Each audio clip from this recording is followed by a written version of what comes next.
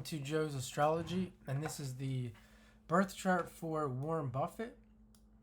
And before I get started, I am offering readings like this one for only $50 right now. We can do a phone call or a video call.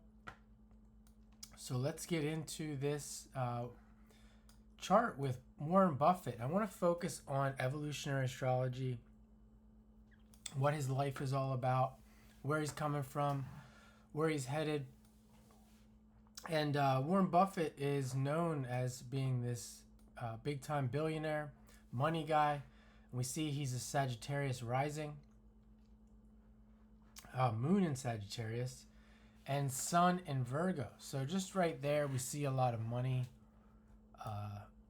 interest in money, expansion, good fortune, financials. We see that with those placements. But like I said, I want to focus on evolutionary astrology, and we start here with Pluto, where he's coming from into life. And he has Pluto in the 7th, there in Cancer.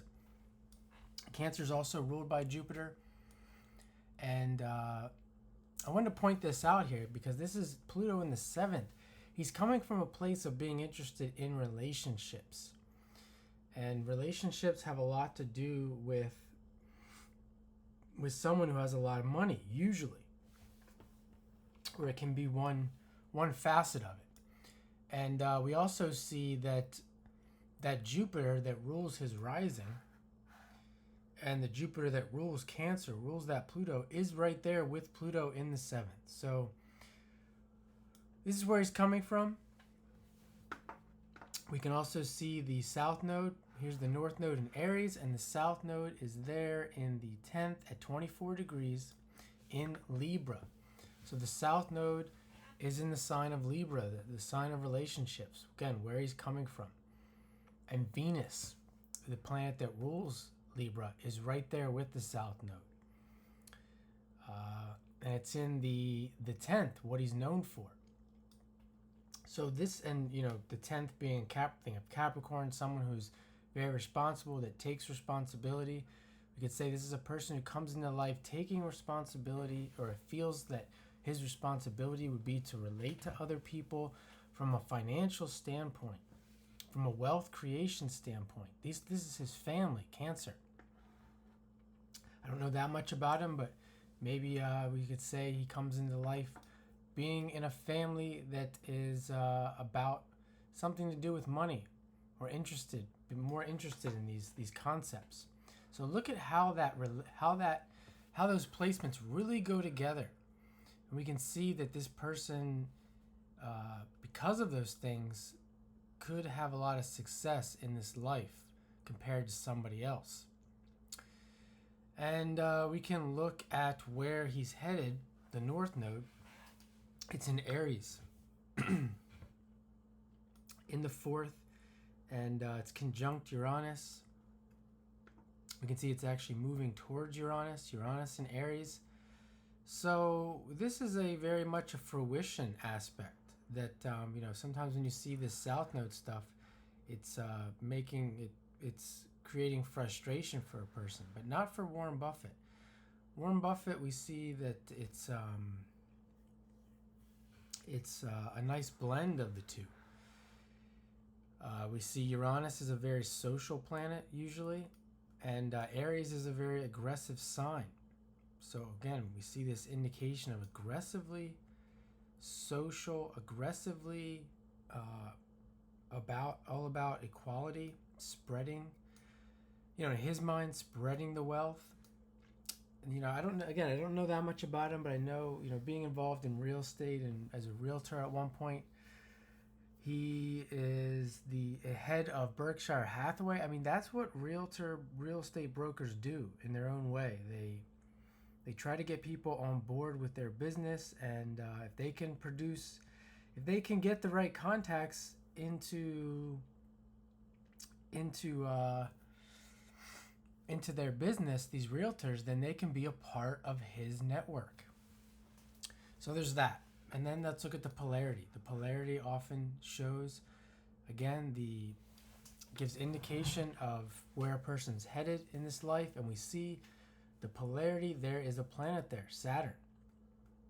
So this is giving more indication that this all this stuff that has to do with responsibility, work, Capricorn, Saturn. Of course, Saturn rules Capricorn, and it rules where he has a Saturn in its ruling sign. This is showing that more of this idea of fruition, things happening in this life for him, according to the things that I talked about. This seventh house stuff, this Libra stuff. So there's that, and we can come back to the basics and fill everything in. The Sun in Virgo, conjunct Neptune. Neptune has to do with markets, has to do with stock markets. Virgo, very much Virgo with stock markets. This is very mathematical. It's very Mercury-like, and he has that Sun there in the 8th of other people's money, conjunct Neptune. We can see his moon that was in Sagittarius, ruled by Jupiter, is in the 12th. It's right there on the cusp of the 12th and the 11th. Let's call it the 12th. And again, that's the Pisces house. Very much someone who's interested in financials, 12th house. Specifically financials that have to do with the public. You can see his part of fortune is in Pisces, in the 3rd house. Here we're talking about Jupiter and Mercury again.